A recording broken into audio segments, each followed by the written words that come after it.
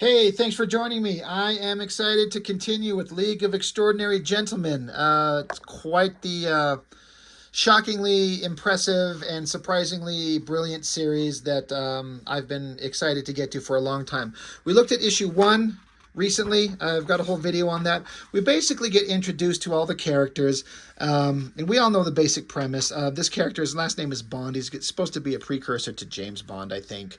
But you got Ms. Murray from Dracula. We're introduced to her as she's basically, after her experience with Dracula, she's been um, hired by the British government Secret Service to form a team of people to investigate mysterious goings on and protect the crown and, God save the queen and country, etc., etc. And so one of her first jobs is to go recruit Alan Quartermain, who she finds in the slums of London somewhere. No, it's Cairo where she finds him, and he's just completely lost an opioid addiction and kind of old and useless. But he kind of makes himself useful once Mina's about to get attacked by some scumball bad guys. He helps her get away. They race to the docks, and we find out that they've already enlisted the aid of Captain Nemo and the Nautilus. Pretty awesome stuff. I mentioned in the first review of the first issue here how this comic made me a fan of the character of Captain Nemo. I have not read any of the classic novels and the literature that these are all based on. That's to my detriment, but I enjoyed these books these comics quite a bit, introducing me to the characters in a different way. And Captain Nemo is one of my favorites. He's a really interesting guy. But yeah, they've got Quartermain. They kind of get him cleaned up, and they run into this guy, this other character, August Dupin. I think I was talking about who he was. He's another literary character, like the first kind of investigative kind of like a Sherlock Holmes, but he predates Sherlock Holmes, as I understand it. But they've got a now that they're all kind of together, they've got a secondary mission where there is word of area in this town. I think they're in London now. No, it's Paris. God damn it, they're in Paris, and like street hookers, prostitutes keep vanishing. So Mina went in disguise to basically put herself out there as bait. And stupid Alan Quartermain, he's still in the throes of addiction. And while he's supposed to be watching Mina, he keeps eyeballing this pharmacy store. So he figures he can take just a few minutes to run inside and get a bottle of something. But while he's gone, Mina disappears. And August Dupin, he's like, "You fucking old shit. Weren't you watching?" It's like, "Well, where is she?" So they go into this room. They track her down to this building. They go inside, they go up the stairs, and Mina is freaking out. She's kind of bloodied and beat up. And when they get there, Quartermain's like, "Are you all right? What did he do?" She's like, "I thought I could handle him." But then she's like, "Something happened to him." She's like, "I could handle this just regular dude, but something happened. Something weird happened." And out comes Edward Hyde.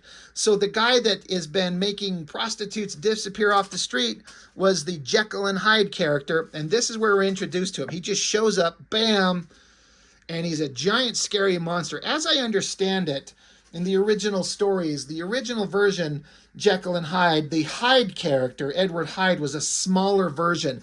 But in this version, they explain somewhere in these books that he's actually physically grown bigger.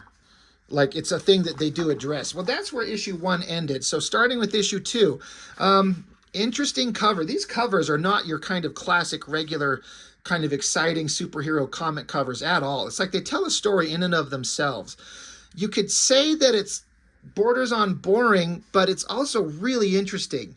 It's showing all the various characters. You got Nemo in 1867, Mina Murray in 1897, Alan Quartermain 1888, Henry Jekyll 1886, Edward Hyde in 1886. So you got the both of them.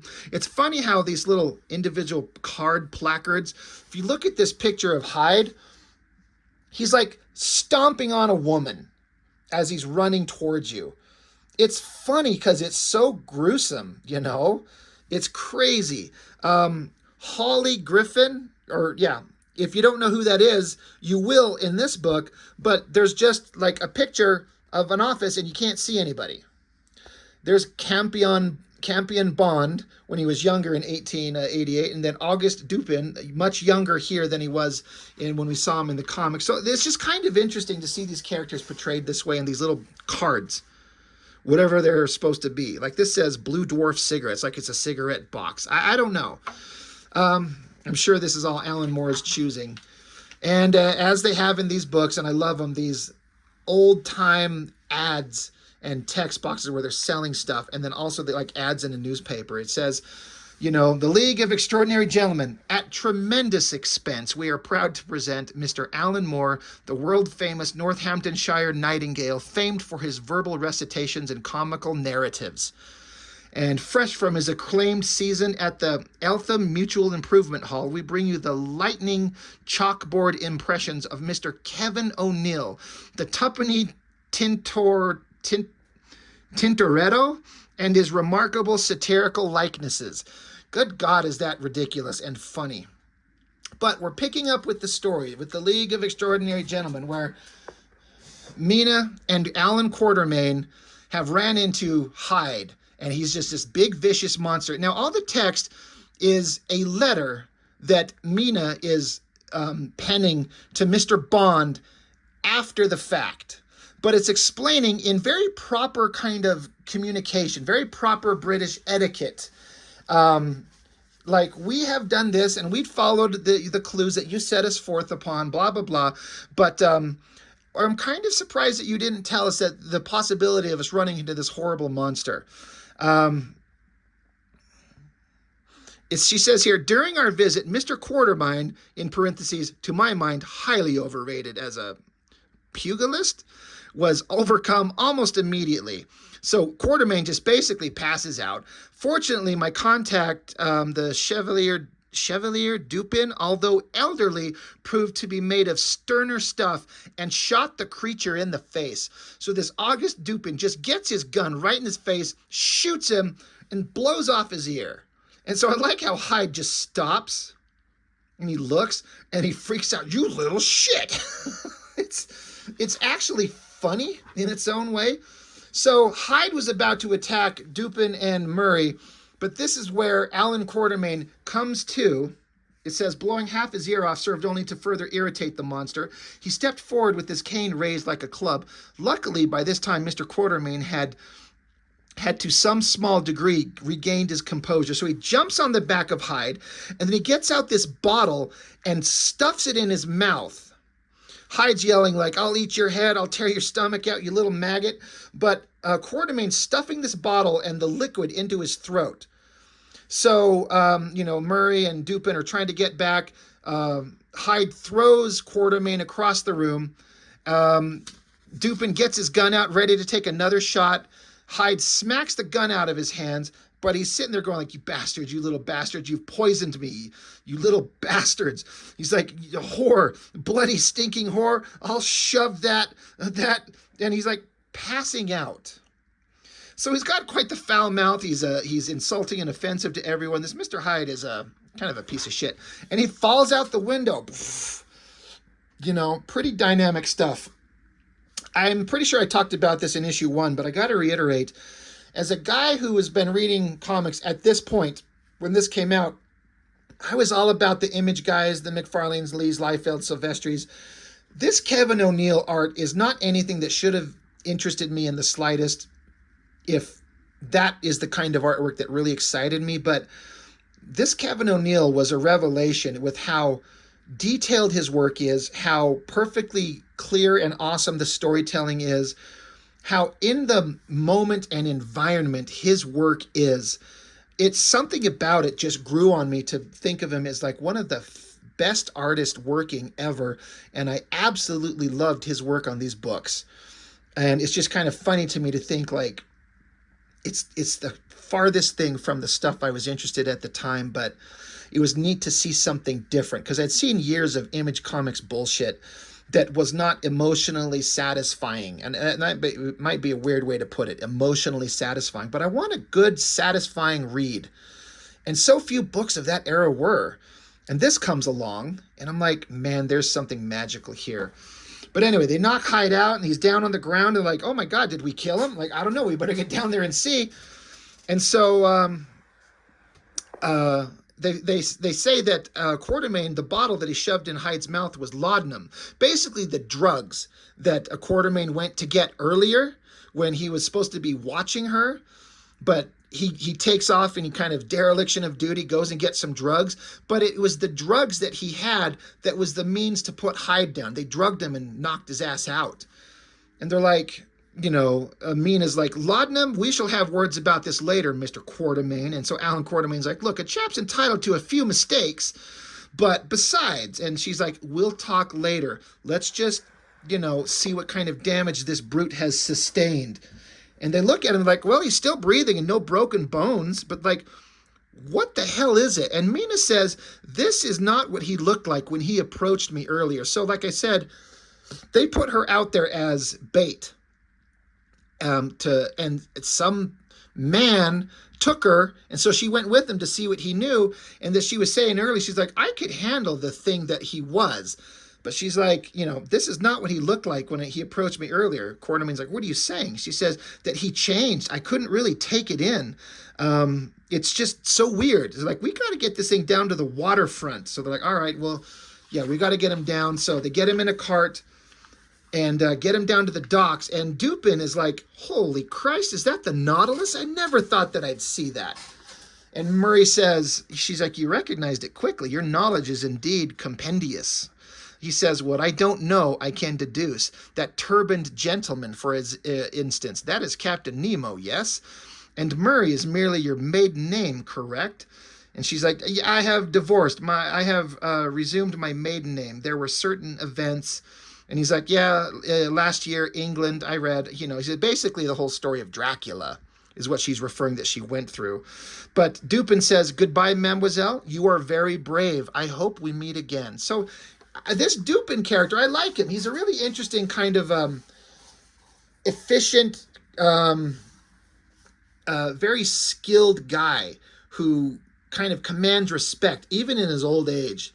He's very competent and awesome. So he's kind of left at the docks. So now we're on the Nautilus underwater, and the letter that Mina was penning to Mr. Bond.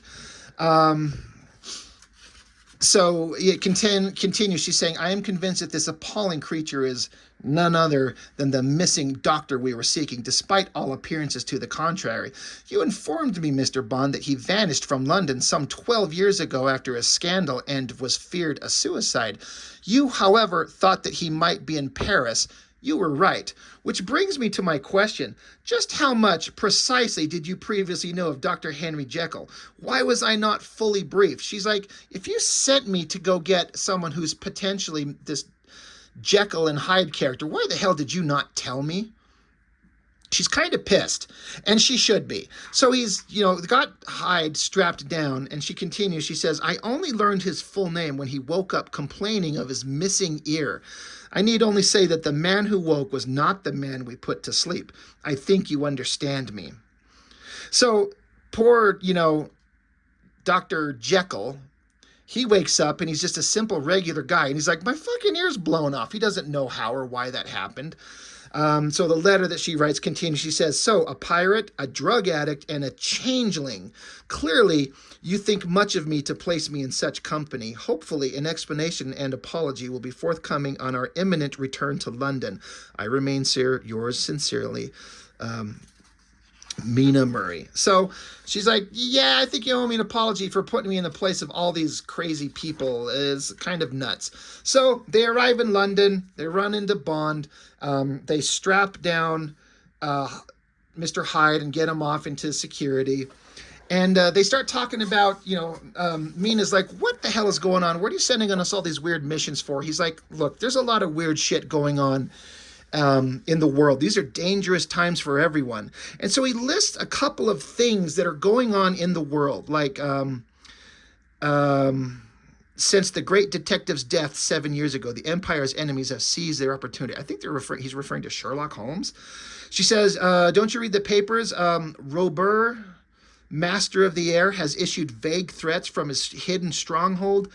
And of course, the astronomer Lavelle has noticed bursts of incandescent gas from Mars. And that's an interesting thing he's saying, because that is a very specific reference to volume 2 of this book, which is just this random little thing they're throwing in. This is leading into volume 2, which is essentially War of the Worlds. You know, alien creatures coming from Mars, and they reference it in this one little thing. They're like, our astronomers are noticing bursts of gas from Mars. It's ships leaving the planet coming to Earth, and it takes some time for them to get here. Long enough to get through volume 1 into volume 2. It's brilliant. And so Bond continues to Murray. He says, also, you may have read of the Reverend Septimus Harding's attack on the so-called miracles at Miss Coote's school in Edmonton. And so Mina says, having been confined within a submarine, I've read very little. What miracles would these be? So Bond continues, he's saying, well, that of the Immaculate Conception, of impregnation by the Holy Spirit. And on this occasion, it would seem the Holy Spirit has outdone itself. There are 3 schoolgirls at this school. The school's got a somewhat disreputable reputation, but the girls, though virgins, find themselves in, shall we say, a somewhat delicate condition. So he's basically saying these virgin women are pregnant by a ghost. And they're like, this is something that we need to investigate. This is something important. So they continue on talking, and yeah, they just kind of like, all right, we got to, this is something we got to do. And back on the Nautilus, we get Nemo. He's sitting there with Quartermain talking with Mina, and Nemo says, well, do we have any sort of idea what sort of horror this Bond chap is setting us to capture this time? Mina says, scarcely. An albino man was murdered by a mob in Hintondean, West Sussex, just last year. It's assumed he was one Holly Griffin. Except that judging from his university records, Griffin was no albino. It's terribly bizarre. So Quartermain's like, where does this girls' school fit in? Mina says, I'm not sure. Bond thinks there's some connection. The 3 of us will go to Edmonton tomorrow to investigate. And they're like, well, what about Jekyll? He said, Jekyll's being taken from us for some tests. It's hoped that sedatives might ease his strange condition. And that Mina's talking there. And then Nemo says, or control it. Mr. Bond is no philanthropist, I fear. I fear he collects monsters. And he says that as he's standing behind this giant kind of image of some kind of creature. I don't know what that's supposed to be. But now we're at this girls' school where these women are immaculately pregnant by a ghost. And look at this top panel. Look at how fucking ridiculous this is. It's this word, and somebody could tell me, it says Schadenfreude. I know that means something that I should know. Schadenfreude. But if you look, the structure of the building is a giant hand slapping an ass. It's so ridiculous, it's hilarious. It says Ms. Rosa Coote's Correctional Academy for Wayward Gentlewomen. So the team of Quartermain, Murray, and Nemo are now on a mission to go explore another weird mystery going on in they're in London. So they find the headmistress of the school, and so Mina and Quartermain are playing the role of husband and wife, and Nemo's like their manservant. So they're like, hey, Mina's saying that we're here to observe your school and judge it to see if it's something that we want to take part in. So she's, all right, well, great. I'm glad that you're here. And so Mina's kind of prying into it. She says, there's been some mention, of course, of the school lately. The headmistress says, oh, yeah, you mean our 3 immaculate conceptions. Isn't it thrilling? It attracts so much attention here. We're obliged to decorate. So they've got a bunch of people inside the school redecorating and remaking the place because they feel like that's something they have to do. While the headmistress and Mina are off talking, Nemo and Quartermain are talking to each other. Nemo's pissed. He says, this is insufferable to play the manservant like some low-caste punkawalla. Not sure what that means. And Quartermain says, you think I like playing that harpy's husband any better? We must suffer it as best we can and think of England. They're like, this is degrading us, but we got to do it because there's a job to do. So anyway, they're going on, and the headmistress is saying, like, we pride ourselves on discipline at the school. As they walk by, there's a girl with her naked ass out, and they're smacking her ass. They're punishing her. The one girl's saying, take that, Olive Chancellor, you willful girl, and that. We'll soon thrash your independent American ways out of you. And the girl's like, oh, mercy, Ms. Carr, I am dying. Excuse me. All this, like, bondage ass slapping is making me cough. So Mina's like, what? Wasn't that a little harsh to be slapping her bare ass and like, oh, we believe in, discipline, blah, blah, blah. Anyway, they escort Mina and Alan and Nemo to their own rooms. They get them there, and they say, your rooms are through here, a double room for you and Ms. Murray, so for the husband and wife, and a single adjoining room for your dusky, strapping manservant. Should you need anything in the night, my room is on the first floor, next to the floggery. Don't bother knocking. It's like, if you want something, just come in and find me. Otherwise, I'll see you at breakfast. Cheerio for now. So they're showing, this is another thing where Alan Moore I've talked about a lot, where he'll throw in humor. Often, in just the most subtle ways. He's absolutely brilliant. So you see these two panels of the double room and then the adjoining small one for the manservant, like they just described. And so Mina's like, what a dreadful woman. She runs her school like a bordello. No doubt the decorators are to blame for her students' miraculous condition. She feels like she's deduced it already. It's supposed to be a school for girls, but they're doing renovations, so they're like, the guys here doing the renovations are fucking the girls, and that's what's going on. That's all it is. So Nemo says, it's a ridiculous charade. The sooner we get a good night's sleep and can be gone from here, the better. And so Nemo points to the little single room and says, you, of course, will take the single room, implying that there's a giant double bed. Nemo and Alan can at least double up on that bed, and the little tiny bed she can take because that's the proper thing to do. And it just cuts to a panel where Nemo and Quartermain are in the little room, on the bed, arms folded, Nemo on the bed, Quartermain on the chair. Like, no, Ms. Murray ain't taking shit from anybody. She says, no, I get the nice bed. You fucking guys go in the little tiny room and fuck off. So now we get a little conversation back and forth between Nemo and Quartermain, and I like the interaction between these guys. You get some backstory on the characters. Nemo says, women are hardly my strong point, Mr. Quartermain. No doubt you're more familiar with them. And Quartermain says, I had a wife once and a son. I buried both of them. And he says, Nemo, what are you doing here? So Nemo says, yeah, it's curious, isn't it? The great colonialist and the great colonial rebel. For my part, if I'm being honest, I'm here because I wanted another adventure. And Alan Quartermain says, yeah, it's hard to just stop, isn't it? So they're basically like, I've done all kinds of cool shit and kind of disappeared for a while, but the call to adventure, to see something, to do something was just too much to resist. So this gave him something to do. It's an interesting kind of character moment. And so Alan Quartermain says, yeah, it's hard to just stop, isn't it? When we stop, we start to fall apart. It's like if we stop doing interesting shit, we just start getting old and falling apart and dying. But then they hear from outside of the room groans, screams, grunts of some type. And so they come bursting in the room. They're like, Murray, what was that awful moaning? And she's like, I don't know. It sounded as if it came from the room down the hall. So they go into the hallway and they're like, that's the senior girls' dormitory. They're probably just doing something beastly, like thrashing each other.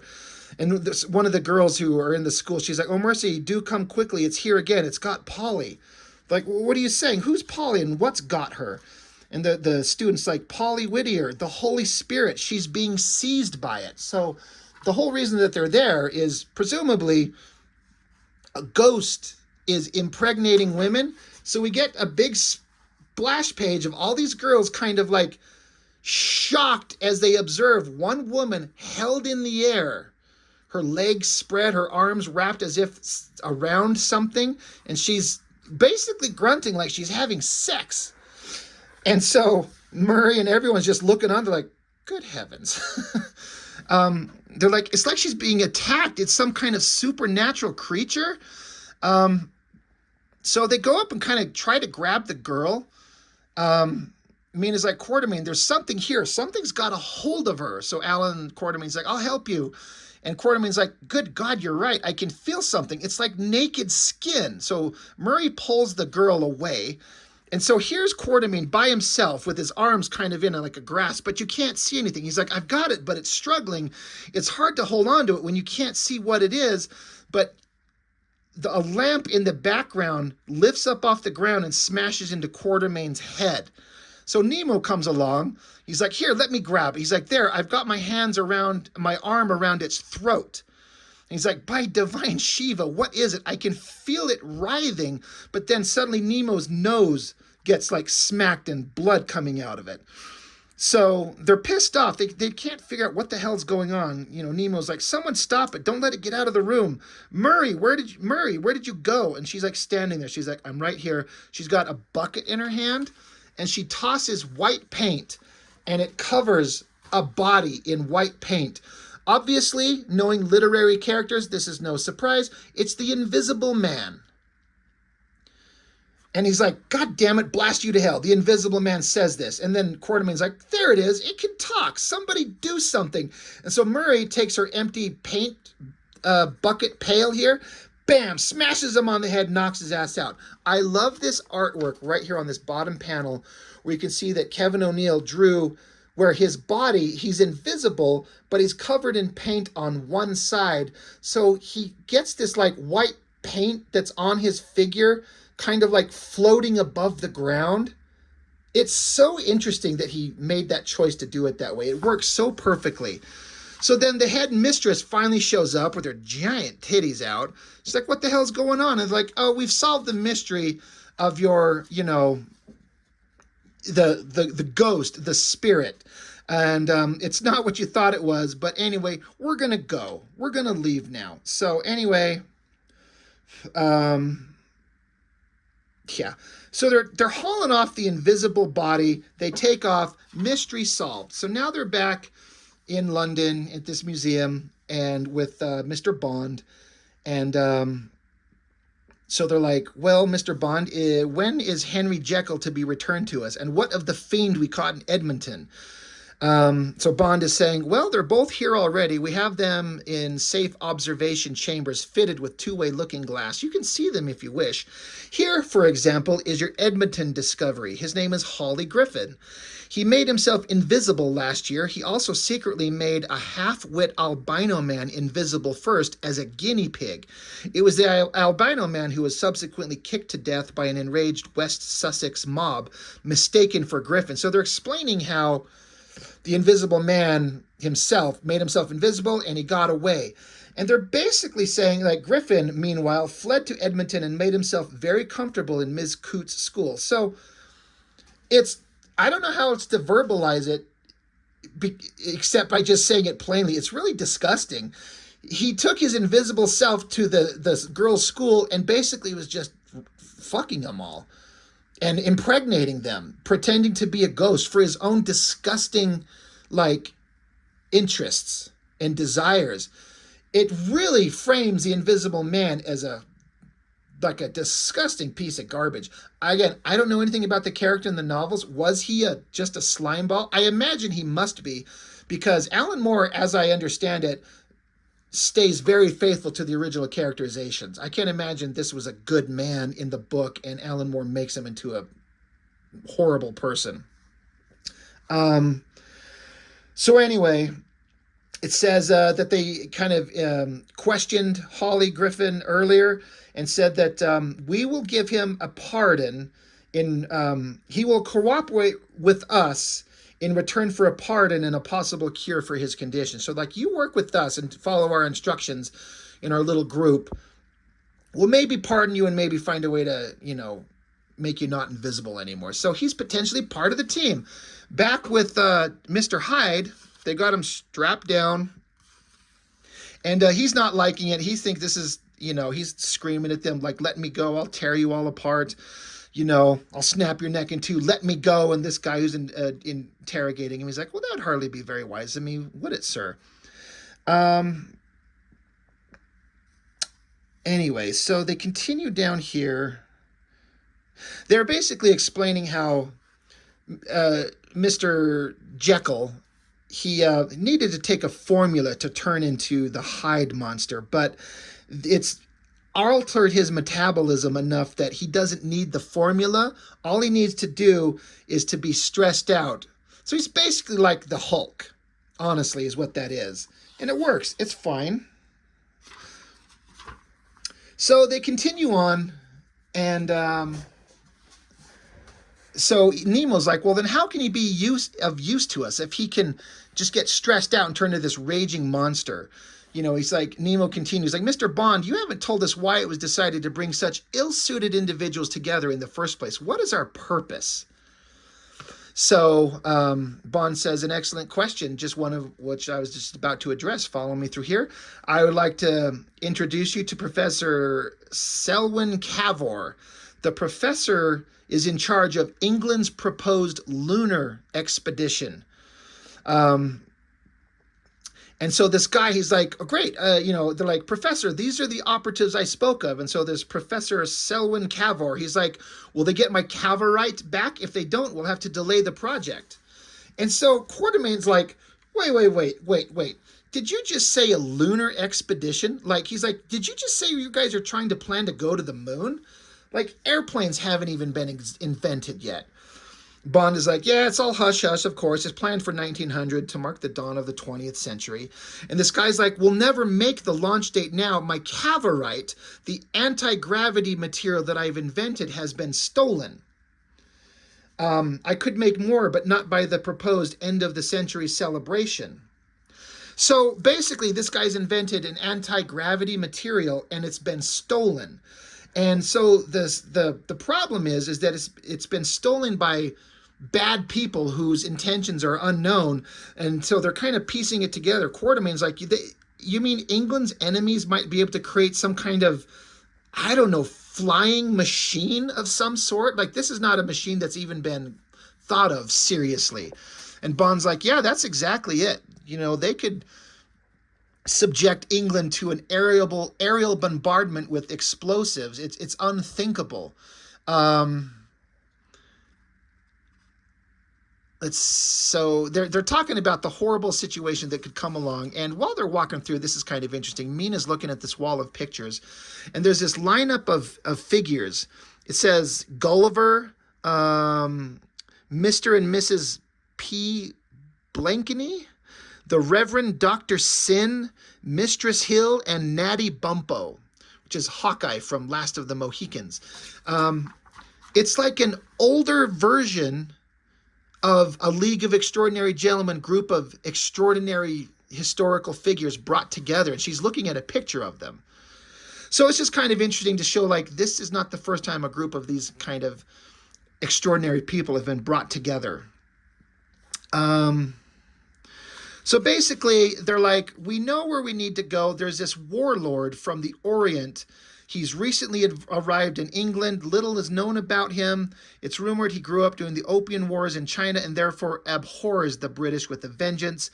We know that with brutal efficiency, he has established himself as absolute crime king in London's East End. Known only as the Doctor, he is regarded by Satan himself by such few as have survived encountering him. He's regarded as Satan himself, as so few people have survived encountering him. He has the Cavorite. Your group's job is to track him to his lair. So basically, this anti-gravity material is in the hands of someone that hates England, and you've got to go down there and find it. And this is kind of a shot of the place where it's at. And there's this really awesome shot, if you can see, in like the shadowy skies behind them. There's like, it's kind of like I don't know how else to describe it, except kind of like a stereotypical like Fu Manchu evil Asian character with like the little pencil mustache and the eyes, They did say he was a warlord from China, and he's got this anti-gravity material. you could create a flying machine and just decimate England. So that's what our team has to solve. So down here it says, the next edition of our new Boys Picture Monthly will continue this arresting yarn in which the Empire's finest are brought into conflict with the sly Chinese, accompanied by a variety of colored illustrations from our artists that are sure to prove exciting to the manly, outward-going youngster of today. I like all these kind of ridiculous old endings to these books. And that's basically it for issue 2. More of these, old ads in here. I just love this old stuff. It's such a weird, whimsical time. But anyway, that is the end of issue 2, League of Extraordinary Gentlemen. Alan Moore weaves an interesting tale. It's good stuff, and I like it a lot, obviously. And I'm going to keep going through them all. Volumes 1 and Volumes 2 are the best. They're great. There's a couple of more volumes after these that kind of continue the story into the future. It's not exactly the same characters, and they're not as interesting in my opinion, but it's pretty good stuff. Anyway, that's issue 2, League of Extraordinary Gentlemen. That's all I've got for now. Thank you for watching. I appreciate it. I will see you next time.